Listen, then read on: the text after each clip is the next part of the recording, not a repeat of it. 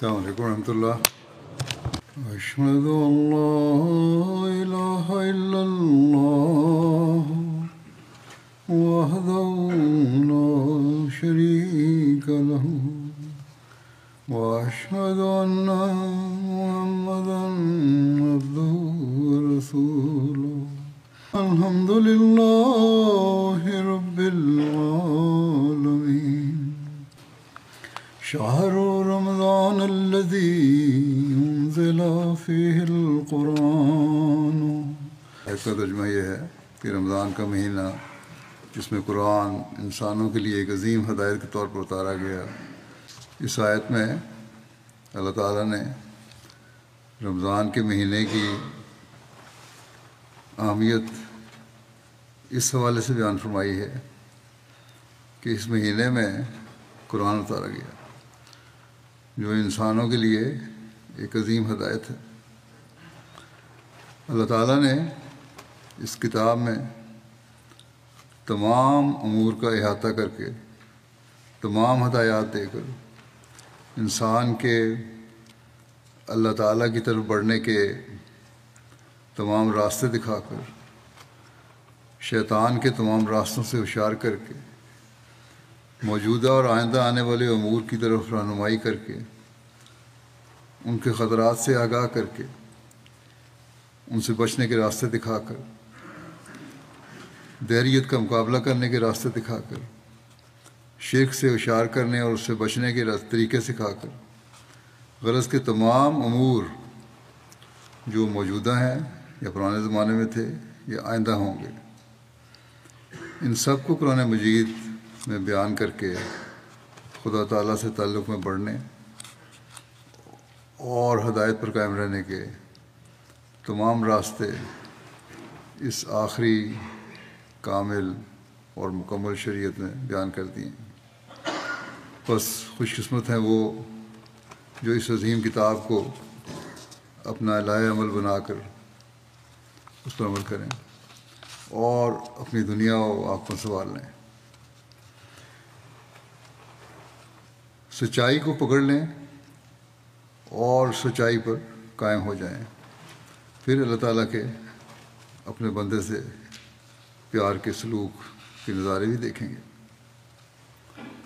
بس یہ ہے رمضان کے مہینے کی اہمیت کہ اس مہینے میں اللہ تعالیٰ نے کامل شریعت ہم پر اتاری ہے اور اس کتاب میں ہمیں روزوں کی فرضیت اور عبادتوں کے طریقے بھی سکھائے. اگر ہم صرف یہ سمجھیں کہ رمضان کے مہینے کی اہمیت صرف اتنی ہے کہ اس میں روزے فرض کر دیے اور قرآن کریم نازل کر دیا تو کافی نہیں. جب تک ہم اس کامل ہدایت کے بارے میں ادراک حاصل نہ کریں اور پھر اسے اپنی زندگی کا لائحہ عمل نہ بنائیں.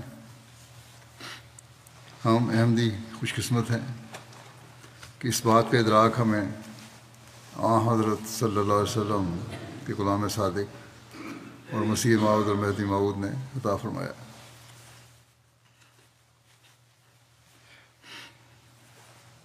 بس اس کے لیے ہمیں آپ کی کتب اور تفاسیر بھی پڑھنے کی ضرورت ہے تاکہ اس عظیم کلام اور ہدایت کو سمجھ کر ہم اس پر عمل کر سکیں.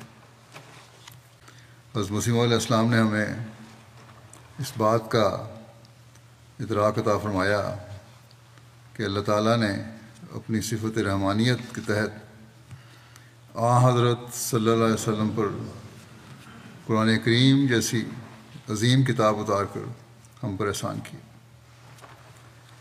اب اس سے فیض پانا اور اسے اپنی زندگیوں کا حصہ بنانا ہمارا کام ہے. بس اس کی طرف ہمیں خاص توجہ کرنی چاہیے. رمضان میں روزے رکھنے یا فرض نمازیں باقاعدگی سے ادا کرنے یا کچھ نوافل پڑھ لینے سے رمضان کا حق ادا نہیں ہوتا، بلکہ قرآن کریم کو پڑھنے اور اس کے احکامات تلاش کر کے اس پر عمل کرنا بھی انتہائی ضروری ہے، اور یہی بات ہے جو اللہ تعالیٰ کی صفت رحمانیت کے جلوے سے صفت رحیمیت کے جلوے کا بھی ہمیں فیض اٹھانے والا بنائے گی۔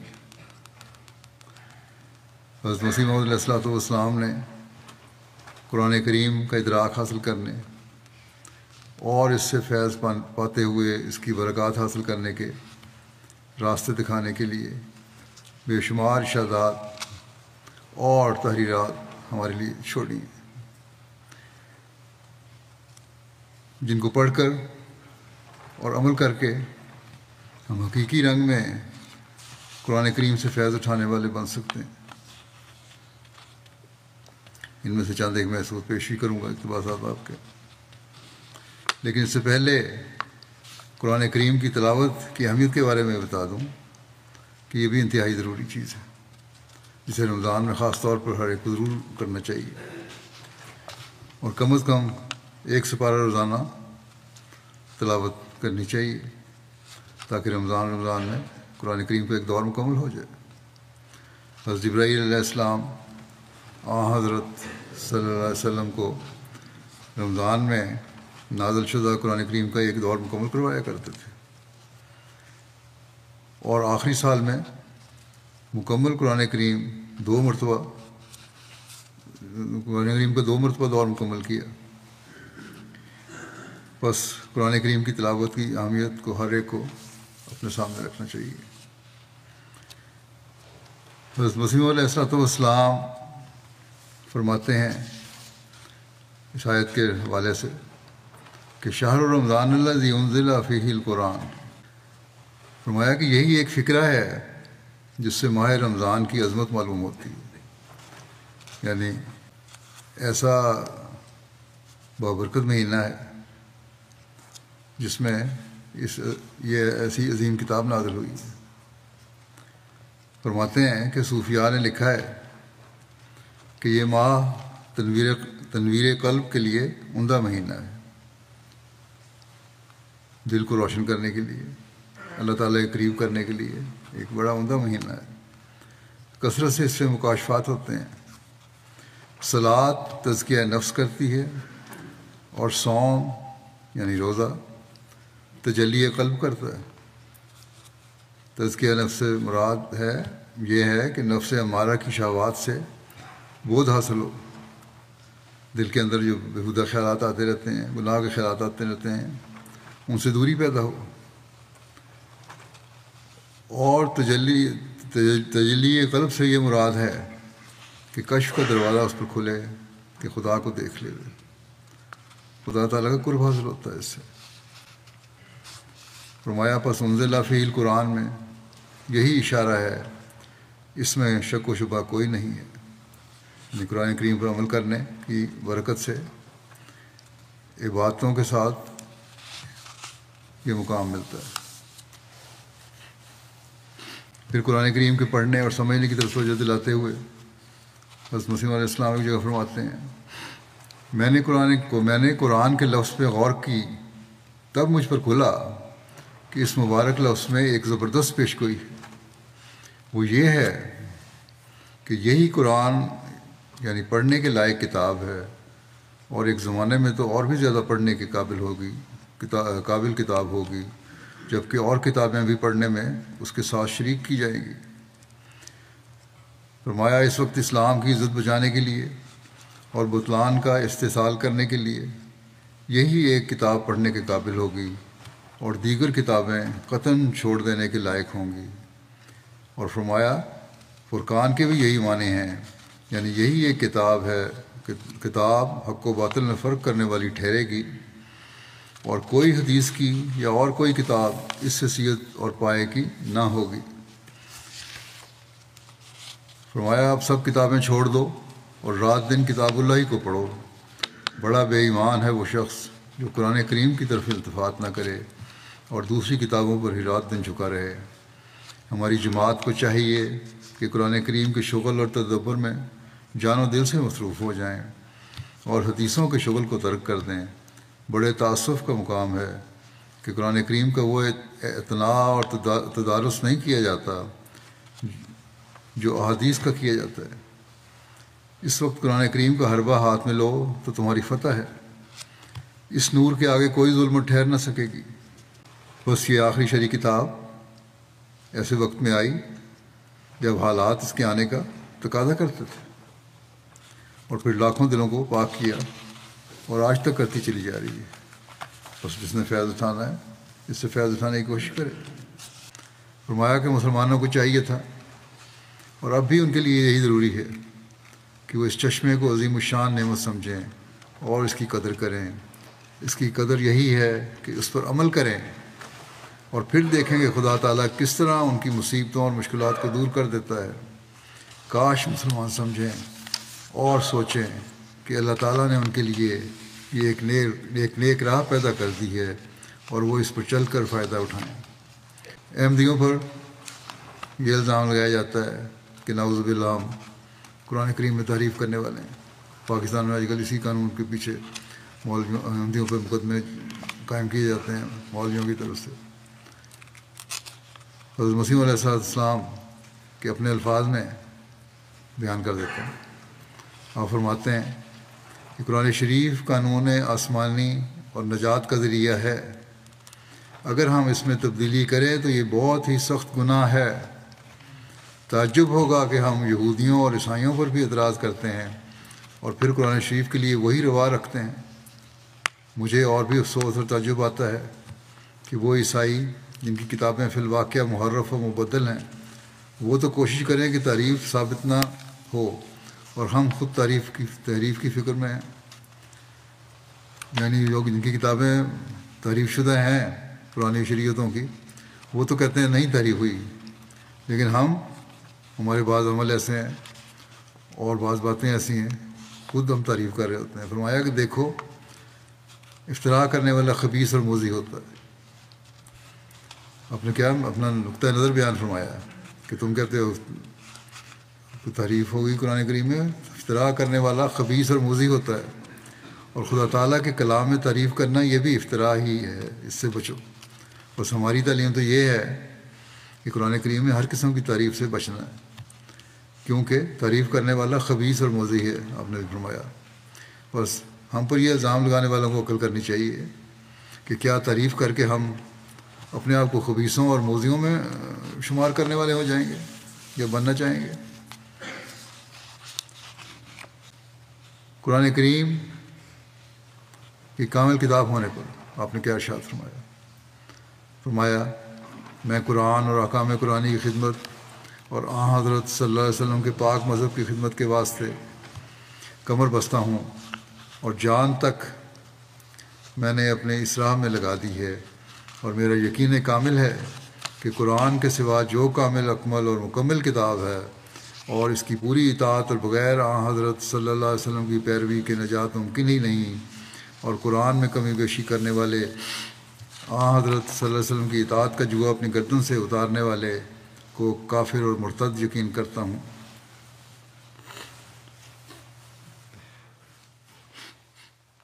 بس یہ ان سارے سوالوں کا جواب ہے جو ہم پر الزام لگائے جاتے ہیں۔ پھر فرمایا قرآن کریم کی تعلیم سے نجات کی راہ اور نور ملتا ہے۔ فرمایا کہ اس کو بات کو زیادہ واضح فرمایا کہ اس کے علاوہ اور کوئی کتاب ہے ہی نہیں جو یہ نور دے سکے، ہدایت دے سکے۔ فرماتے ہیں سچا رہنما قرآن شریف ہے، اور اس کی پیروی اسی جہان میں نجات کے انوار دکھلاتی ہے اور سعادت عظمیٰ تک پہنچاتی ہے۔ ومن کان فی ھذہ اعمیٰ وہو فی الآخرۃ اعمیٰ واضل سبیلا، جو اس دنیا میں اندھا ہو وہ آخرت میں بھی اندھا ہے، اور اس کی راہ کے اعتبار سے سب سے زیادہ بھٹکا ہوا ہے۔ ومن کان فی ھذہ اعمیٰ وہو فی الآخرۃ اعمیٰ۔ اللہ تعالیٰ ہمیں حقیقی معنوں میں قرآن کریم کی تعلیم کو سمجھنے اور اس پر عمل کرنے کی توفیق عطا فرمائے۔ ہم ہمیشہ اللہ تعالیٰ کا شکر کرنے والے، جو ہدایت اس نے دی ہے اس سے فائدہ اٹھانے والے ہوں۔ ہمیں ایمان اور یقین اور اللہ تعالیٰ کی خشیت میں اللہ تعالیٰ بڑھائے، ہم صرف رمضان میں نہیں بلکہ ہمیشہ قرآنی تعلیم کے مطابق اپنی زندگیاں گزارنے والے ہوں۔ جب یہ ہوگا تبھی ہم کہہ سکیں گے کہ ہم نے حضرت مسیح علیہ السلام کی بیعت کا حق ادا کرنے کی کوشش کی، جو حضرت صلی اللہ علیہ وسلم کی غلامی میں اسلام کی نشت ثانیہ کے لیے بھیجے گئے تھے۔ قرآن کریم کی حکومت کا جوا ہماری گردنوں میں ڈالنے کے لیے بھیجے گئے تھے۔ اللہ تعالیٰ اس رمضان میں بھی اور پھر بعد میں ہمیشہ ہمیں قرآن تعلیم سے فیض یاب ہونے کی توفیق عطا فرماتا رہے۔ دعاؤں میں فلسطینیوں کو بھی یاد رکھیں۔ جنگ کے علاوہ بھوک اور بیماری سے بچوں اور معصوموں کی جانیں ضائع ہو رہی ہیں۔ اب تو UN کے ادارے بھی یہ کہنے لگ گئے ہیں کہ یہ انسان کا پیدا کردہ قحط اور بھوک ہے، آفت ہے، جو اسرائیلی حکومت کی سختی اور ڈھٹائی کی وجہ سے پیدا ہوئی۔ اگر راستے کھل جائیں اور امداد جلد پہنچ جائے تو ابھی بھی بہتری آ سکتی ہے۔ اسی طرح سوڈان کے عوام کے لیے بھی دعا کریں، اللہ تعالیٰ ان کے لیڈروں اور صاحب اقتدار لوگوں کو عقل دے۔ وہاں بھی بھوک اور بیماری سے لوگ مر رہے ہیں اور اپنے ہی لوگ اپنے ہم وطنوں پر ظلم کر رہے ہیں۔ یہ سب اس لیے کہ ہوا ہوش ہے اور قرآنی تعلیم کو بھول گئے ہیں، اور جو اللہ تعالیٰ کی طرف سے بھیجا گیا ہے اس زمانے میں اسے ماننے سے انکار کر رہے ہیں۔ اسی طرح بہت سے دوسرے مسلمان ممالکوں کی حالت ہے، وہاں بھی کافی تکلیف دہ صورتحال ہے۔ حکومتیں اپنے عوام پر ظلم کر رہی ہیں، آپس میں لوگ لڑ رہے ہیں۔ اللہ تعالیٰ ان پر رحم کرے۔ پاکستان کے ہمارے احمدی اسیران ہیں، ان کے لیے دعا کریں۔ یمن کے اسیران ہیں، ان کے لیے بھی دعا کرتے رہیں۔ پاکستان میں عمومی حالات جو ہیں ان کے لیے بھی دعا کرتے رہیں۔ اللہ تعالیٰ وہاں احمدیوں کو محفوظ رکھے۔ نماز کے بعد میں کچھ جنازہ غائب بھی پڑھاؤں گا، ان کا ذکر کر دیتا ہوں۔ پہلا ذکر ہے ڈاکٹر ظہیر الدین منصور احمد صاحب امریکہ کا، جو گزشتہ دنوں وفات پا گئے، انا للہ و انا الیہ راجعون۔ دوسرا ذکر ہے مکرم حسن عابدین آغا صاحب، سیرین تھے، یہ کینیڈا میں تھے آج کل، گزشتہ دنوں ان کی وفات ہوئی 80 سال کی عمر میں، انا للہ و انا الیہ راجعون۔ اگلا ذکر ہے عثمان حسین محمد خیر صاحب، ان کی گزشتہ دنوں 60 سال کی عمر وفات ہوئی۔ یہ سعودی عرب میں مقیم تھے، 2007 میں وہاں MTA کے ذریعے سے انہوں نے جماعت سے تعارف حاصل کیا، اور پھر سودانی تھے یہ ویسے۔ اگلا ذکر ہے محمد زہرابی صاحب الجزائر کا، ان کی گزشتہ دنوں 48 سال کی عمر وفات ہو گئی، انا للہ و انا الیہ راجعون۔ سعید احمد وڑائچ صاحب ابن عبداللہ وڑائچ صاحب ربا کا، گزشتہ دنوں ان کی وفات ہوئی ہے۔ اگلا ذکر ہے شہباز گوندل صاحب کا، جو احمد خان گوندل صاحب کے بیٹے تھے، یہ بھی ربا کے تھے، آج کل ہالینڈ میں سے۔ اللہ تعالیٰ ان سب مرحومین کے سے مغفرت اور رحم کا سلوک فرمائے، ان کے درجات بلند فرمائے۔ اور نماز کے بعد ان کی نماز جنازہ غائب بھی پڑھاؤں گا ان سب کی۔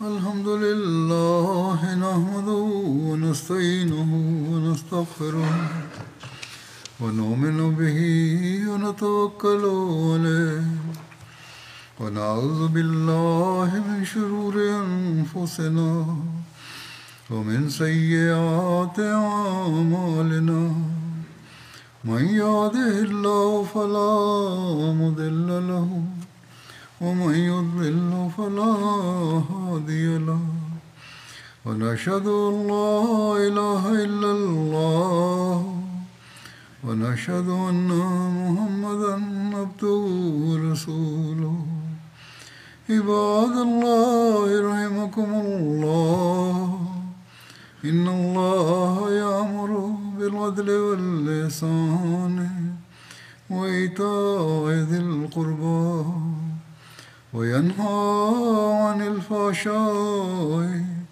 والمنكر والبغي يعظكم لعلكم تذكرون اذكروا الله يذكركم وادعوه يستجب لكم ولذكر الله أكبر.